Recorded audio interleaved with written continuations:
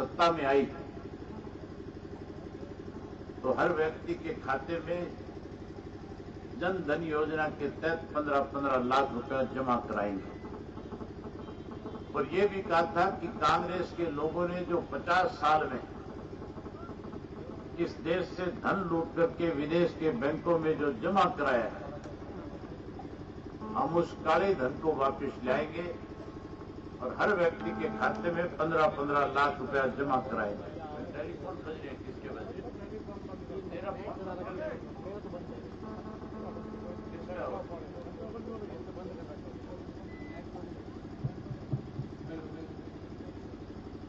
और उसके साथ साथ कैसे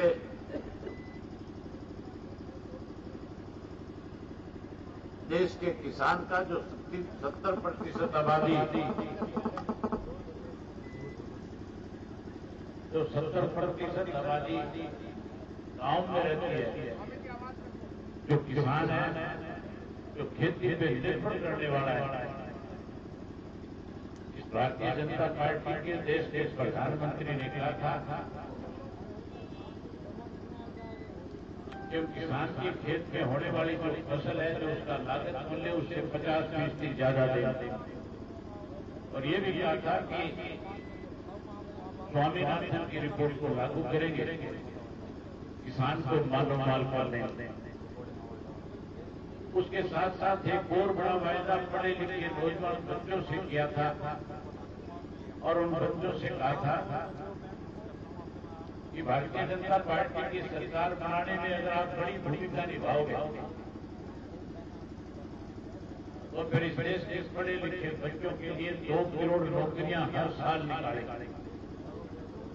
जहां 2 करोड़ को नौकरी और रोजगार देंगे, वही अगर कोई बच्चा पढ़ा लिखा नौकरी से रोजगार से वंचित रह जाएगा तो वायदा किया गया था कि हम उसको बेरोजगारी भत्ता देंगे।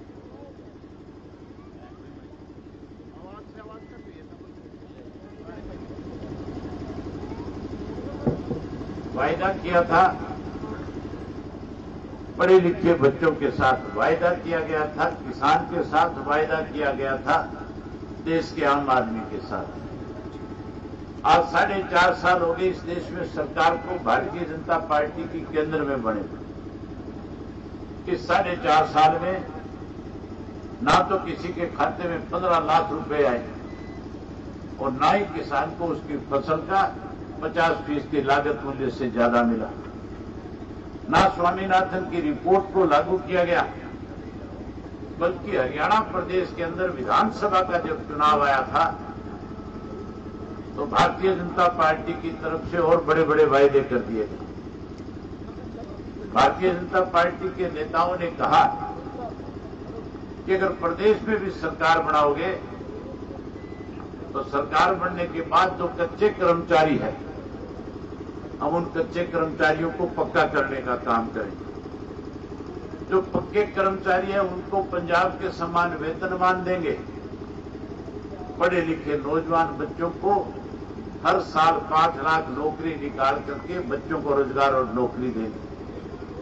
हरियाणा में वायदा किया गया था कि पढ़े लिखे बच्चों को नौकरी रोजगार अगर नहीं दे पाए तो फिर बच्चों को 9,000 और 6,000 रुपया बेरोजगारी भत्ता देने का काम करेंगे। उसके साथ साथ वायदा किया था कि 24 घंटे बिजली देंगे, नहर के अंतिम छोर पे पानी पहुंचा करके किसान के खेत की फसल को पकाएंगे। और एक बड़ा वायदा था जिसमें लिखा था कि SYL नहर का निर्माण करेंगे, दक्षिणी हरियाणा के लोगों को उसके हिस्से का पानी ला करके उसके खेत के अंदर भी नहर के पानी से फसल पका करके उसको भी मालोमाल करेंगे। साथियों, आज 4 साल हो गए। जो वायदे किए उनमें से एक वायदा आज तक भारतीय जनता पार्टी की सरकार ने प्रदेश में भी पूरा नहीं किया। वायदा पूरा करने की बजाय सुप्रीम कोर्ट के फैसले को लागू करने की बात थी। उस फैसले को भी लागू करने की बजाय कैसे आपके हिस्से का पानी आपको ना मिले, इसके लिए इन्होंने योजनाएं बनानी शुरू कर दी। साथियों, 16 को 10 नवंबर को सुप्रीम कोर्ट के 5 जजों ने एक फैसला दिया था। 5 जजों की संवैधानिक पीठ थी। उस पीठ ने फैसला दिया और कहा कि हरियाणा प्रदेश के किसान की जो 50 वर्ष से लंबित मांग है, जो 50 वर्ष पहले हरियाणा और पंजाब अलग अलग 2 प्रांत बने थे, 2 प्रांत जब बनने के बाद जहां हमारी सीमाओं का बंटवारा हो गया था, वहीं हरियाणा प्रदेश और पंजाब के अंदर जो 5 नदियां थी, उन 5 नदियों के पानी का फैसला भी साथ साथ किया गया। पंजाब और हरियाणा अलग बनने के बाद 4 नदियों का पानी पंजाब को दे दिया गया। हमें केवल और केवल व्यास की नदी का पानी दिया गया और उस पानी में भी हमारे साथ एक बहुत बड़ा भेदभाव किया गया। हमारे हिस्से में 35% पानी दिया गया, पंजाब को 65% दिया गया। पानी पूरा हमें देने की बजाय उस पानी में भी सतलुज यमुना नहर लिंक नहर बनाने की बजाय हमारे हिस्से का पानी भी पंजाब ने पीछे रोक लिया। कांग्रेस के लोग कहते हैं कि पानी पहले मिल जाना था। चौधरी देवीलाल और प्रकाश सिंह बादल की दोस्ती की वजह से पानी में रुकावट खड़ी हुई। मैं उन कांग्रेस के लोगों से एक बात आपके माध्यम से पूछना चाहता हूं। सन 1966 के अंदर इस देश के अंदर भी, इस प्रदेश के अंदर भी और पंजाब के अंदर भी, तीनों जगह पे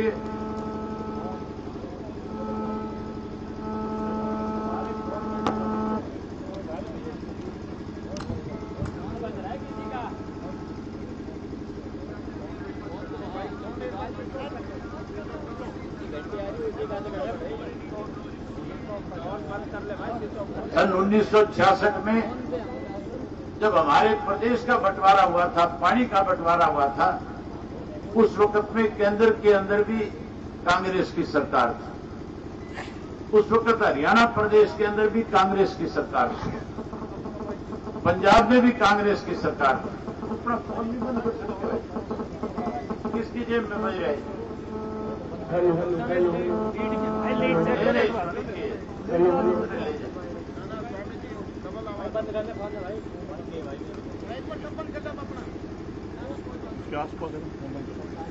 तीनों जगह पे कांग्रेस की सरकार थी और 66 से लेकर के 77 तक 11 साल तक तीनों जगह, चाहे पंजाब था, चाहे हरियाणा था, चाहे केंद्र की सरकार थी, फिर 11 वर्ष तक कांग्रेस का राज रहा। उस 11 वर्ष के कांग्रेस के राज के दौरान जहां बंटवारे में हमारी सीमाओं का फैसला हो गया था, वहां पानी भी हमें मिल जाना चाहिए था।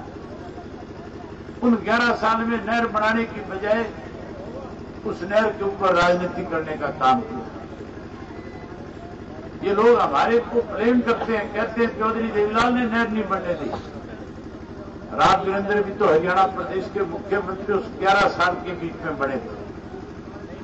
अगर उनको भी दक्षिणी हरियाणा के हितों से सरोकार होता तो 100% जो 6 महीने मुख्यमंत्री के उस वक्त में पद पे रहे, तो आपके नहर की लड़ाई को उनको लड़ना चाहिए था। उस 11 साल में किसी ने प्रयास नहीं किया। अगर नहर बनाने का प्रयास किसी ने हरियाणा प्रदेश में सबसे पहले किया, तो पढ़े लिखे नौजवान बच्चों के पास आज टेलीफोन है। आज हर घर के अंदर कोई व्यक्ति ऐसा नहीं है जिसके घर में 1, 2, 3 टेलीफोन ना हो। सबके पास फोन है और फोन में गूगल में जाकर के जब देखोगे, पता करोगे कि पानी जो है लाने का प्रयास सबसे पहले किसने किया, तो उसमें लिखा हुआ आएगा कि सन 1978 को 31 मार्च को चौधरी देवीलाल जब हरियाणा प्रदेश के मुख्यमंत्री थे, तो उन्होंने 1 करोड़ रुपया पंजाब की सरकार को देकर के नहर के लिए जमीन एक्वायर कराने का काम किया था। साथियों, जहां 1 करोड़ रुपया जमीन एक्वायर कराने के लिए दिया, वहीं चौधरी देवीलाल ने 2 करोड़ रुपया और 4 महीने के बाद उस नहर का निर्माण हो, उस नहर को बढ़ाने का काम शुरू हो, इसके लिए पंजाब की सरकार से कहकर के नहर के टेंडर करवाने का काम किया था। चौधरी देवीलाल सन 1979 के अंदर जब हरियाणा प्रदेश के मुख्यमंत्री के पद से उनको पद छोड़ करके उनकी जगह भजनलाल को जब मुख्यमंत्री बना दिया गया था, तो फिर जिस नहर का काम चल रहा था उस नहर का काम फिर से रुक गया। अगर मैं वो सारी बातें विस्तार से बताऊंगा तो बहुत लंबा समय लग जाएगा। आखिर मामला कोर्ट में चला गया और कोर्ट ने भी फैसला 10 नवंबर 2016 को आपके हक में कर दिया। आज 2 साल से ज्यादा का समय हो गया। हरियाणा प्रदेश के दक्षिणी हरियाणा के जितने भी एमएलए चुन करके गए, चाहे एमएलए चुन करके गए, चाहे कोई मेंबर पार्लियामेंट बन करके गया, उन सब की जिम्मेवारी तो ये बनती थी कि सुप्रीम कोर्ट के फैसले को लागू कराने के लिए प्रदेश की सरकार पर केंद्र की सरकार के ऊपर दबाव बनाना। उन्होंने दबाव बनाने की बजाय कहीं ना कहीं भारतीय जनता पार्टी की सरकार प्रदेश में रहे, इसके लिए साथियों अपनी जिम्मेवारी निभाने से भी पीछे हट गए। आप लोगों ने जिसको अपना एमएलए चुन करके भेजा, आपने तो ये सोच करके उसको वोट किया था कि आने वाले समय में हमारे इलाके की जो भी कोई दिक्कत और कठिनाई होगी उसके लिए 100% हमारी आवाज बन करके हमें हमारे इलाके के साथ न्याय कराने का काम करें। सुप्रीम कोर्ट का फैसला आने के बाद तो प्रदेश के मुख्यमंत्री की जिम्मेवारी बनती थी कि वो तुरंत इसके लिए प्रधानमंत्री से मिलते और इस नहर का निर्माण करवाना चाहिए। मुझे याद है जब फैसला आया था उसके बाद विधानसभा का जब हमारा सत्र चल रहा था, मुख्यमंत्री कह रहा था कि फैसला हरियाणा प्रदेश के हक में आ गया, अब हम सब लोगों को राजनीति से ऊपर उठ करके इस नहर का निर्माण करा करके हरियाणा प्रदेश का हिस्से का पानी दक्षिणी हरियाणा के खेतों तक पहुंचाना चाहिए। मैंने मुख्यमंत्री जी से कहा कि मुख्यमंत्री जी, हम आपके नेतृत्व में आप जहां कहीं भी लेकर के जाओगे आपके साथ चलेंगे। हरियाणा के लोगों के साथ न्याय हो, उनको पानी मिले, इसके लिए हम आपका नेतृत्व भी हमें स्वीकार है। हम आपको अपना नेता मान करके हरियाणा प्रदेश के लोगों के हितों की लड़ाई लड़ने का काम करें। लेकिन 2 साल में प्रदेश का मुख्यमंत्री समय नहीं ले पाया। हमने इस 2 साल के दौरान लगातार आपको पानी मिले इसके लिए लड़ाई लड़ने का काम किया। पहले हम लोगों ने आपको पानी मिले इसके लिए पंजाब में जाकर के गिरफ्तारियां दी, फिर हमने जाकर के पार्लियामेंट का घेराव करने का काम किया। उसके बाद पंजाब के साथ हरियाणा की जो सीमाएं लग रही थी उन सब सीमाओं को बंद करके भी केंद्र की सरकार को आगाह करने का काम किया था। और उसके बाद साथियों फिर हरियाणा प्रदेश के लाखों लोगों को 7 मार्च को दिल्ली में ले जाकर के फिर से केंद्र की सरकार को हम आग्रह करके आए थे, चेतावनी देकर के आए थे कि अगर आपने नहर का निर्माण नहीं कराया तो हरियाणा प्रदेश की जनता चुप बैठने की बजाय संघर्ष का रास्ता अपना करके अपने हकों और अधिकारों की लड़ाई लड़ने का काम करेगी। उसी के साथ जहां 7 मार्च को आप दिल्ली में लाखों की संख्या में गए थे, उसके बाद हमने जेल भरो आंदोलन शुरू किया और उस जेल भरो आंदोलन के अंदर हमारे हरियाणा प्रदेश की हजारों महिलाओं ने, माताओं और बहनों ने, हजारों हमारे बुजुर्गों नौजवान साथियों ने इकट्ठे होकर के पूरे प्रदेश में लाखों की संख्या में गिरफ्तारियां देकर के इस बात के लिए सरकार के सामने सरकार को मजबूर करने के लिए हमारा पानी हमारे हिस्से का हमें मिले, इसके लिए उस तपती दोपहर में 50 डिग्री के टेम्परेचर में अपना घर बार खेत छोड़ करके हरियाणा प्रदेश के हितों की लड़ाई आपने लड़ने का काम किया। आज साथियों फिर से नए सिरे से कैसे हमारा पानी हमें मिले, इसके लिए हमने हरियाणा प्रदेश के अंदर इंडियन नेशनल लोकदल पार्टी और बहुजन समाज पार्टी ने मिलकर के हरियाणा के लोगों के हितों की लड़ाई को जन अधिकार का नाम देकर के एक यात्रा शुरू करी है। इस यात्रा को मैं पूरे प्रदेश के लोगों के बीच में लेकर के जाऊंगा और इस मौजूदा सरकार की जहां पोल खोलने का काम करेंगे, वहीं आपके हकों के ऊपर आज जिस तरह से डाके डाले जा रहे हैं, जिस तरह से हरियाणा प्रदेश के लोगों की अनदेखी हो रही है, आप लोगों को साथ लेकर के प्रदेश और केंद्र की सरकार को इस बात के लिए मजबूर कर देंगे कि हरियाणा प्रदेश का हिस्से का पानी सुप्रीम कोर्ट का फैसला लागू करके दक्षिण हरियाणा के लोगों को मिले। इसके लिए साथियों आज आपके बीच में आया हूं और आपसे पूछने आया हूं कि क्या हरियाणा प्रदेश के किसान को उसके हिस्से का पानी मिले, SYL की नहर का निर्माण हो हरियाणा प्रदेश के किसान की जेब पे फसल के नाम पे जो डाके डाले गए हैं, जिनको समर्थन मूल्य देने की बात कही गई थी, सस्ते में बेचने पर फसल को मजबूर कर दिया। क्या उस किसान का पैसा उसे वापस मिले? उसके साथ साथ दादूपुर नलवी नहर का निर्माण हो, हमारे पढ़े लिखे बच्चों को रोजगार और नौकरी मिले। व्यापारी के साथ जिस तरह की दमनकारी नीति अपना करके उसको कमजोर करने की कोशिश की जा रही है, जहां व्यापारी और कर्मचारी को दबाया और कुचला जा रहा है, फिर से उन्हें उनके अधिकार मिले, इसके लिए जो हमने यात्रा शुरू करी है, मैं आपसे सहयोग और समर्थन इसका मांगने आया हूं और साथ साथ आपसे पूछने आया हूं कि क्या हमें इस प्रदेश की सरकार के खिलाफ एक नया आंदोलन खड़ा करना चाहिए कि नहीं करना चाहिए? अगर आंदोलन खड़ा करना चाहिए तो दोनों हाथ खड़े करके कहो कि हमें आंदोलन करना चाहिए। साथियों, जहां हम इसके लिए आंदोलन करेंगे, लड़ाई लड़ेंगे, वहीं आपको एक बात और कहना चाहूंगा कि चौधरी ओम प्रकाश चौटाला जी ने 7 अक्टूबर के दिन चौधरी देवीलाल के जन्म दिवस के ऊपर हरियाणा प्रदेश के लाखों लोगों के सामने खुलकर के एक बात कही थी कि आने वाले समय में अगर आप लोगों ने इंडियन नेशनल लोकल पार्टी और बहुजन समाज पार्टी की प्रदेश में सत्ता बनाने का काम किया, तो हम सत्ता में आने के बाद आज हरियाणा प्रदेश के किसान के ऊपर जिस तरह से कर्ज की एक बड़ी मार है, आज जैसे उसकी फसल के नाम पे, नमी के नाम पे उसको लूटने का काम सरकार ने किया, उसको कमजोर करने के लिए कहीं फसल बीमा योजना के नाम से आपकी जेब पे डाके डाले गए।